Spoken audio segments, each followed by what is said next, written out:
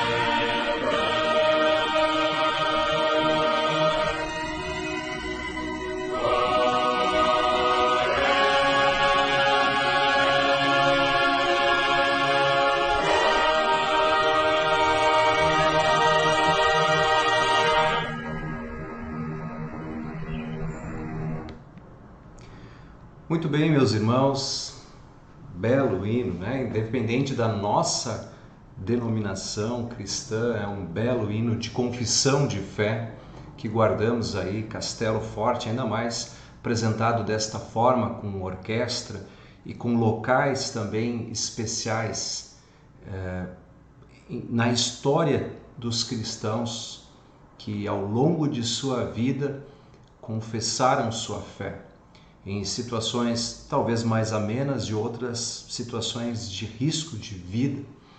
E nós queremos refletir sobre isso, sobre a história da igreja cristã, de todo o povo de Deus, obviamente a partir da palavra de Deus e depois um pouco também dessa história.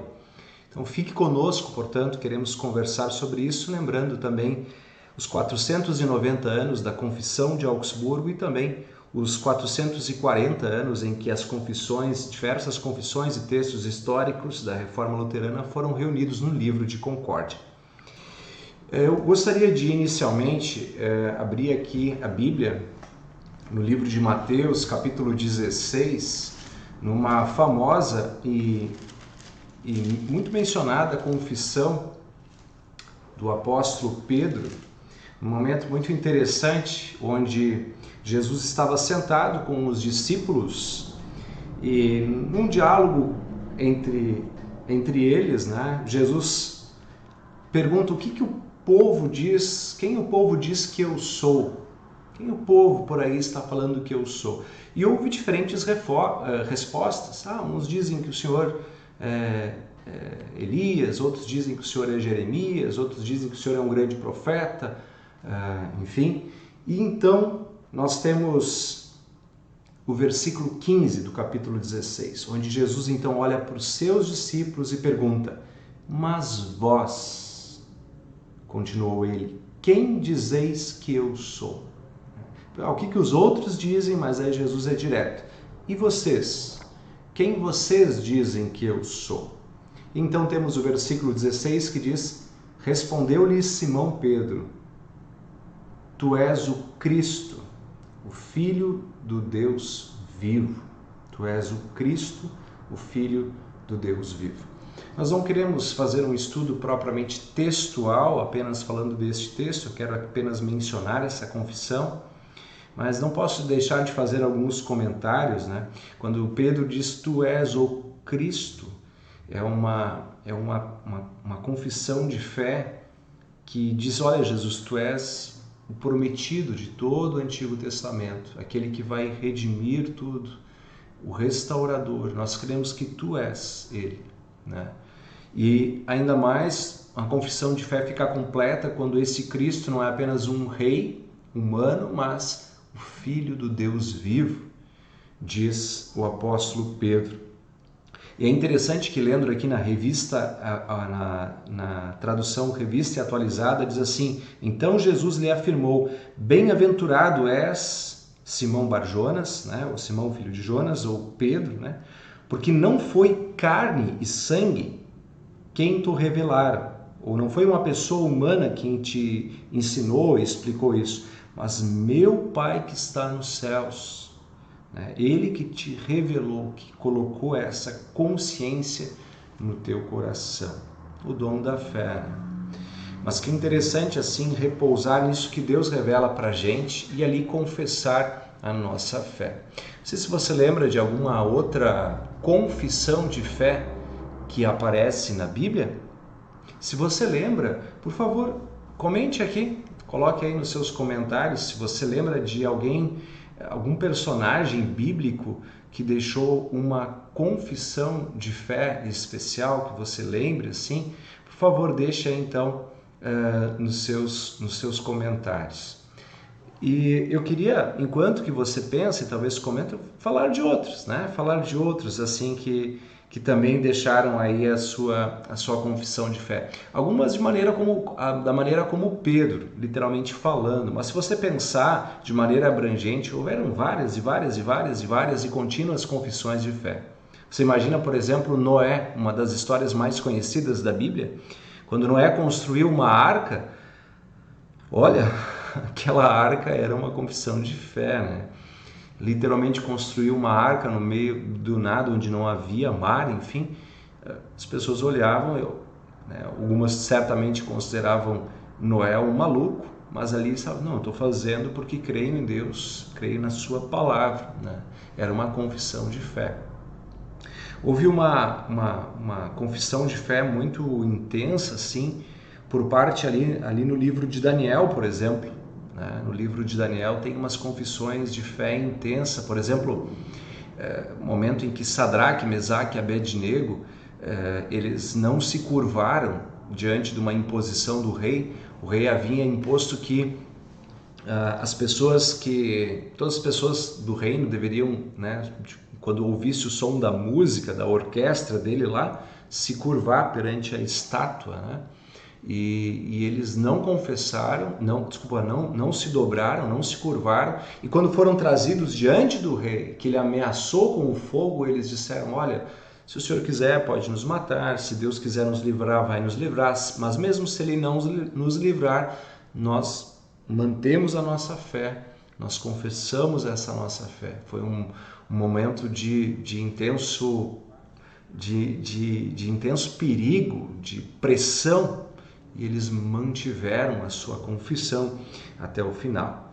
Vamos ver aqui se tem alguém que comentou. Eu vi aqui que o Paulo Udo Kunzmann, né, lembrou quando, em outro momento, com o mesmo apóstolo Pedro, né, quando Jesus pergunta para ele, Pedro, tu me amas? Né, e Pedro responde, confessando o seu amor e, por que não dizer, também confessando a sua fé. Me parece que não tem nenhum outro comentário a não ser esse aqui, de lembrança de confissão de fé. Eu queria lembrar mais alguns para vocês. Por exemplo, nós temos aquele momento das 10 pragas do Egito, né? Aliás, tem aparecido aí os gafanhotos, e muitas pessoas têm lembrado, têm mencionado, né, daquela situação. Mas eu queria comentar daquela última praga, quando eles deveriam colocar o sangue do cordeiro nas portas. Percebam que aquilo era uma confissão de fé, né? Algo que os identificaria. Por que eles iam colocar sangue na porta? Porque eles acreditavam. Eles estavam dizendo, olha, isso aqui é uma marca de que eu sou do Deus de Abraão, Isaac e Jacó, que eu creio em Deus. Né? Esse sangue do cordeiro também era um tipo do sangue de Jesus, o Cordeiro de Deus, que tira o pecado do mundo. Mas nós queremos destacar, nós queremos lembrar justamente esse formato onde a confissão, ela também se transforma num símbolo, numa identidade. Lá no caso, o sangue do Cordeiro identificou as casas daqueles que eram do povo de Deus e que confiavam na palavra de Deus. Então ali a confissão de fé virou um símbolo, uma identidade de fé. Um outro momento que nós temos vários aqui, eu anotei vários destaques. Eu gosto muito da confissão de Tomé, né? Tomé, ele é conhecido como alguém muito cético, alguém que duvidou, né? Não sei se você lembra, Tomé foi aquele que disse, se eu não vir o Cristo ressurreto com os meus olhos, se eu não tocar nas suas mãos, do seu lado, não vou crer, né? Mas quando Jesus aparece, Tomé, ele é um dos personagens bíblicos que expressa uma confissão das mais bonitas, né? Senhor meu e Deus meu. Veja, identifica inclusive de maneira cabal a divindade de Jesus. Senhor meu e Deus meu. Uma confissão de fé muito bonita, né? Muito bonita, que aparece aí por parte de Tomé. E eu gostaria sim de lembrar também de outros formatos de confissão ao longo da história. Então, saindo agora um pouco apenas do relato bíblico e lembrando outras situações em que houveram confissões de fé,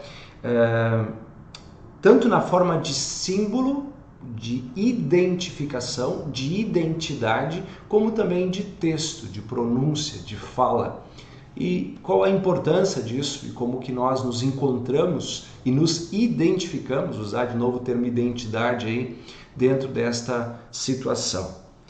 Para o pessoal que chegou um pouquinho depois, apenas para contextualizar, eu vou chegar lá e vou explicar um pouquinho pelo menos com algumas palavras, mas quero também lembrar que o ponto aqui é que hoje, dia 25 de junho, a Confissão de Augsburgo, que é um texto importantíssimo, está no DNA de todo cristão, especialmente cristão luterano, e o livro de Concórdia como um todo, né, tem um aniversário também, 430 anos do livro de Concórdia, e 440 anos, desculpe, e 490 anos da Confissão de Augsburgo. Então nós estamos divagando, conversando aqui sobre confissões em termos gerais. Eu queria, de fato, hoje compartilhar com vocês um pouco dessas histórias de confissão de fé bíblicas, conforme nós já fizemos. E também queria comentar assim que ao longo da história tiveram símbolos de confissões de fé. A própria cruz, que até hoje nós temos, né, virou um símbolo de confissão de fé.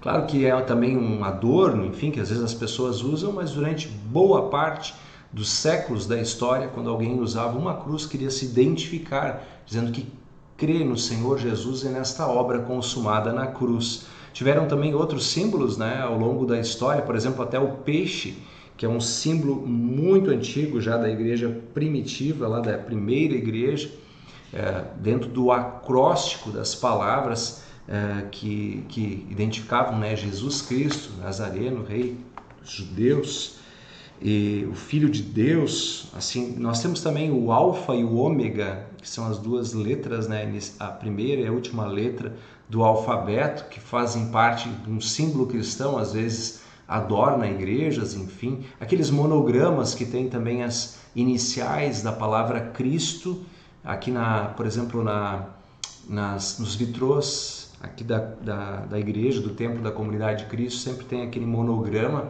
São confissões de fé simbólicas, mas essa palavra símbolo, ela também foi usada para descrever, para comentar a respeito dos textos que marcavam a nossa confissão de fé. A primeira vez que isso foi colocado foi no século III. Então, um dos bispos, dos padres, que anunciavam a palavra de Deus, então utilizaram esse termo símbolo para identificar então a fé. Foi o Cipriano, até estava procurando aqui qual deles que comentou, foi o Cipriano. Esse livrinho aqui, ó, do Otto Gerhard, o meu já está meio surradinho aqui, né? Cremos, por isso também falamos. Ele conta um pouco dessas histórias de confissão de fé, mas esse livro em especial, ele resume a fórmula de concórdia. Como talvez muitos de vocês não conhecem, eu quero comentar um pouco mais disso agora para vocês. Eu tenho esse livro aqui, ó, que é o livro de concórdia. Ele é um livro muito especial, muito importante e é para todos os cristãos. Então, até assim como eu estou aqui numa live ao vivo, outras pessoas de outras denominações podem participar. E é uma indicação, você quer conhecer, refletir um pouco mais sobre temas e debates temáticos cristãos envolvendo a fé cristã, é um livro muito importante nesse sentido. Eu tenho aqui também, já faz mais de 20 anos que eu tenho esse aqui. Deixa eu até colocar agora aqui uma capa, a capa que está sendo agora mencionada e utilizada na editora Concórdia. Então, se vocês forem procurar essa capa, então é um excelente livro e eu queria comentar um pouquinho mais dele. Por quê? Porque ele, inclusive, vocês aí que eventualmente são vinculados ou filiados a alguma comunidade, eu vi que tem muita gente aqui da nossa comunidade, Comunidade de Cristo, né? Todos os estatutos das comunidades, congregações filiadas à Igreja Evangélica Luterana do Brasil tem nos seus estatutos, subscreve, claro que a Bíblia como nosso fundamento maior, a palavra de Deus, né, como norma, como origem de nossa fé, mas subscrevemos as confissões de fé do livro de concórdia, que ganhou esse nome exatamente procurando uma concórdia entre alguns assuntos que haviam diferentes opiniões, sempre procurando ver o que a Bíblia dizia. E a palavra concórdia ganhou, inclusive, um nome muito especial dentro da história do luteranismo, né? Basta ver aí o Colégio Concórdia, o Seminário Concórdia, muitas congregações que ganharam também esse nome. Eu queria relembrar em algumas poucas palavras que livro que é esse, que confissões que nós temos aí. Claro que a gente não vai entrar no mérito de cada uma delas. Talvez fosse um bom projeto, né, pegar uma live, um momento para falar de cada um dos artigos da Confissão de Augsburgo ou da Fórmula de Concórdia. Mas isso seria então para um outro dia. Muitas pessoas elas guardam aí, por causa até da dimensão histórica um pouquinho mais, aquele momento em que Lutero ele prega as 95 teses na porta da catedral, né, da Igreja do Castelo, em Wittenberg. Isso foi em 1517. Mas ali, essas 95 teses, elas são interessantes, são importantes, são históricas, mas elas não chegam nem aos pés do documento, como a Confissão de Augsburgo, né? Ou mesmo da Fórmula de Concórdia. Eram 95 teses em que Lutero convidava ao debate, já refletia sobre o conceito do arrependimento, a crítica às indulgências e outras coisas, mas teologicamente, a partir da palavra de Deus, essas confissões que eu menciono são bem mais substanciosas, né? Só para você se localizar, então, isso foi em 1517, 31 de outubro, que é a data que nós marcamos, de 1517. 1521 houve a Dieta de Worms, onde Lutero foi convocado para se retratar, para pedir desculpas. E Lutero disse a famosa frase, né, não é com as palavras literais que eu vou dizer, mas é mais ou menos assim que ele disse, que a menos que ele fosse convencido pela Bíblia, ele usa também a razão comum, mas pela palavra de Deus, e não por antigas concílios, enfim, ou palavras papais, mas pela Bíblia. Se alguém convencesse pela Bíblia que ele estava errado, ele pediria prontamente perdão, mas ele não poderia afastar-se da palavra de Deus. Isso em 1521. Tá? Os anos se passaram e a ação da reforma, ou a busca pela palavra de Deus dentro desse segmento foi se consolidando, né? E então, lá em 1530, o imperador Carlos V, ainda o mesmo lá de 1521, ele convoca uma nova reunião dos príncipes e dos líderes, e a tentativa dele era que unificasse a fé, para unificar a nação, e a intenção do imperador, na verdade, era estar contando com os exércitos de alguns príncipes também luteranos, ou seguidores da reforma, na luta contra os turcos, que estavam então nas fronteiras do Sacro Império, do Grande Império daquela época. E aí então em 1530 ele pediu solenemente que se escrevessem artigos que identificasse, que mostrasse a fé que era então professada.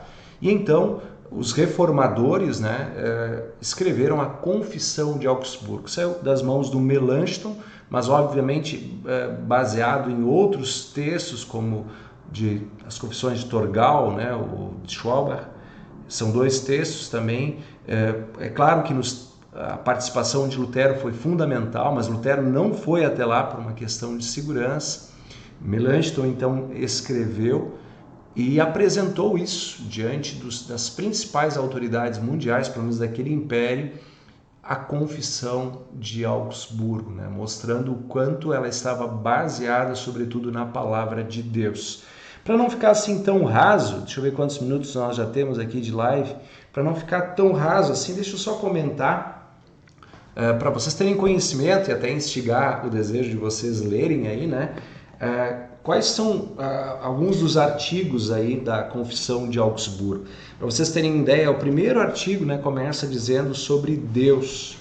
Nós cremos que em Deus, né, fala da Trindade, da essência una e assim por diante. Depois o artigo 2 sobre o pecado original, descreve quem que é o ser humano, o que ele carrega consigo a partir do pecado, o que significa ter esse pecado em si. Depois do Filho de Deus, né, da vinda de Jesus, o 4 sobre a justificação, né, por meio da fé, pela graça por meio da fé. O 5, o ofício da pregação, em que sentido que existe esse ofício da pregação dentro da instituição Igreja Cristã. O sexto da nova obediência, né, das boas obras e a partir da fé. O 7 da igreja e o 8º, o que é a igreja. Interessante que primeiro ele conceitua a igreja e depois o que é. Ele fala da igreja no sentido da ação dela e depois o conceito da igreja. O 9 do batismo, o 10 da Santa Ceia, né, os 2 sacramentos. Ele ainda fala no artigo especial 11 da confissão, né, do confessar os pecados. Nós temos também o 12 do arrependimento, o 13 do uso dos sacramentos, para que servem, né? Uma crítica a alguns documentos papais, como é que se fazia, enfim. O 14 da ordem eclesiástica, o 15 das ordenações eclesiásticas, né? A questão em que sentido que haveria ou não haveria uma hierarquia na igreja. O 16 da ordem política e do governo civil, né? Como que é o princípio da autoridade no mundo, em que momento que há uma distinção entre a obra da igreja e esse ofício secular. O 17 da volta de Cristo para o juízo. O 18 fala do livre-arbítrio. A maioria erra muito feio no conceito, né, bíblico do livre-arbítrio, convidaria a dar uma lida lá. 19 da causa do pecado. O 20 da fé e das boas obras, fazendo distinção. 21 do culto aos santos. E a partir do artigo 22 até o artigo 28, tenho sempre que mexer aqui para ver se eu estou... Isso tem então vários artigos que apontam para diferenças, né? Então até então ali ele coloca, olha, isso aqui sempre praticamos, aliás está em consenso também com os pais da igreja, e depois aqui algumas dissensões de prática. Por exemplo, 22 é das 2 espécies, né, no sacramento, né? O pão e o vinho, a distribuição das 2 espécies, não apenas de uma. O 23 do matrimônio dos sacerdotes. O 24 da missa. O 25 da confissão, né, a questão do ofício das chaves. O 26 das distinções das comidas, em que sentido que se teria ou não. 27 dos votos monásticos, né, aquelas promessas, em que sentido que nós estamos presos a ele ou não. E 28 do poder dos bispos. Isso aí são os artigos, tá, pessoal? Eu sei que é bastante técnico, mas hoje nós celebramos os 490 anos dessa confissão, lá de 1530. Ela é importantíssima, tá? Ela é importantíssima. Nós conhecemos, você conhece, você já leu? Quantas vezes você já leu? Você tem o livro de Concórdia em sua casa? A gente procura tantas coisas por ali, lá tem um fundamento muito específico para assuntos tão atuais de discernimento da palavra de Deus dentro dos assuntos também atuais desse nosso mundo. Aí colocando assim um pouquinho com maior, também de uma maneira geral, sabe? Muito legal que em 1580, então, comemorando os 50 anos da Confissão de Augsburgo, foi reunido em um livro, então, diferentes confissões de fé, que foi o tema inicial que eu propus lá, né? Textos que foram estudados, avaliados, debatidos e guardados como uma boa exposição do que de fato a Bíblia diz e o que a Bíblia não diz. E todos foram reunidos, então, neste livro para servir de fundamento, estar nos estatutos de todas as comunidades que querem ser confessionais. O que é uma comunidade confessional? É que confessa uma mesma fé. E aí, então, vem aí as comunidades luteranas, por exemplo, que estão baseadas nessa confissão. Nesse livro aqui, então, nós temos, por exemplo, os 3 símbolos da Igreja Antiga, né? A confissão, o credo apostólico, que nós usamos muito para nos ligarmos à Igreja Apostólica, apesar de que esse texto teve depois, né, foi reconfigurado um pouco depois.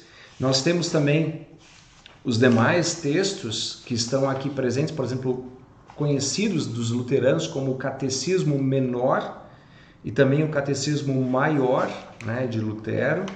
Nós temos os artigos de Esmalcalde, que são textos de Lutero mesmo, que são a confissão de fé, que foram preparadas para um eventual concílio da Igreja Cristã daquela época.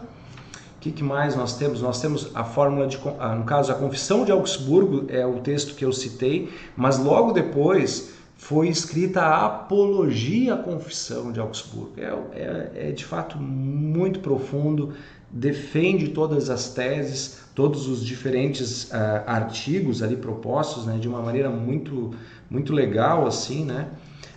Tem também, deixa eu ver aqui, eu falei dos 3 credos, a Confissão de Augsburgo, a Apologia, artigos de Esmalcalde, a Fórmula de Concórdia. Também tem o Tratado sobre o Poder e o Primado do Papa. Eu até vi que não está aqui no índice desse livro que mostra, mas também está lá, aqui reunido então no livro de Concórdia.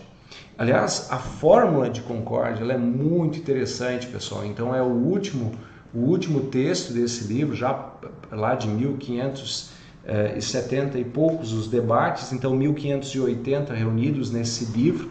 Mas a Fórmula de Concórdia ela é muito legal, assim, porque retratou outros assuntos para entrar numa fórmula quase matemática exata do que a Bíblia diz sobre alguns pontos, né? Só para vocês terem uma ideia também da Fórmula de Concórdia, o artigo 1 trata do pecado original, o 2 novamente do livre-arbítrio, né? Pensando também no servo-arbítrio que Lutero fala, né? A gente fala livre-arbítrio, mas espiritualmente muitas vezes nós somos escravos da verdade na natureza humana, então usa o servo-arbítrio, né? Da justiça da fé diante de Deus, das boas obras, o 4, o 5 do terceiro uso da lei, que é aquele que mostra então que direciona como é a vida cristã, se ele era necessário ou não, esse artigo, da lei do Evangelho, 5, de novo da Santa Ceia, da pessoa de Cristo, debatendo de novo da humanidade, a divindade, a descida de Cristo ao inferno, é o artigo 9, o 10 das praxes eclesiásticas, alguns chamados de adiáforos, que são as tradições, em que apegar-se, o que não apegar-se, da eterna presciência de Deus, né, de Deus conhecer o futuro e a sua eleição, a eleição de Deus, e o artigo 12 de outras facções e seitas. Minha nossa, gente, isso aqui é muita coisa para nós conhecermos, tá? E talvez aí como cristão, como luterano, inclusive, nunca ouvi falar muito do livro de Concórdia, então eu não podia deixar passar essa hoje, bem dia 25 de junho, né? Um aniversário ainda, digamos, com um número fechado, né? 490 anos e 440 anos do livro de Concórdia como um todo. Então eu marco aí e quero, obviamente, retornar aquelas confissões de fé mais simples que encontramos então nas Sagradas Escrituras, simples, mas profundas, né? Quando a gente olha, observa quem nós somos, a nossa fraqueza, e olhamos para Jesus e confessamos nossa fé nele. Em tempos de sucesso e em tempos também de perdas, em tempos de muita alegria, em tempos também de aflição, quando nossa fé é provada. E quero concluir pelo menos esse momento de referências bíblicas com o texto de Apocalipse 2:10, palavra conhecida de muitos, onde existe a expressão "ser fiel até a morte e dar-te-ei a coroa da vida". Deus nos abençoe a continuarmos firmes, como ouvimos a canção antes, e fortes nessa fé. Muito obrigado pela participação de todos vocês. Que Deus abençoe, que Deus guarde a cada um. Eu vou concluir com uma palavra de oração. Querido Pai do céu, em meio à nossa fraqueza, obrigado pela força que nos faz viver em Ti e enfrentar todas as situações confessando esta fé que recebemos no dom do Espírito Santo. diante do dia a dia, diante das aflições, diante dos momentos difíceis da vida, das pressões, que possamos guardar nosso coração na Tua Palavra e continuar a nossa caminhada firme em Cristo Jesus, o nosso Senhor e Salvador. Peço a Tua bênção para todas as pessoas que estão conectadas com a gente, o Teu cuidado e a Tua proteção. Acompanha-nos sempre, Senhor, nosso Deus, cuidando e moldando o nosso viver em Cristo Jesus, o nosso Salvador. Amém. Valeu, gente. Boa noite para vocês. Que Deus os abençoe e os guarde. Qualquer coisa, falem com a gente, entrem em contato conosco aí. Tá legal? Até mais.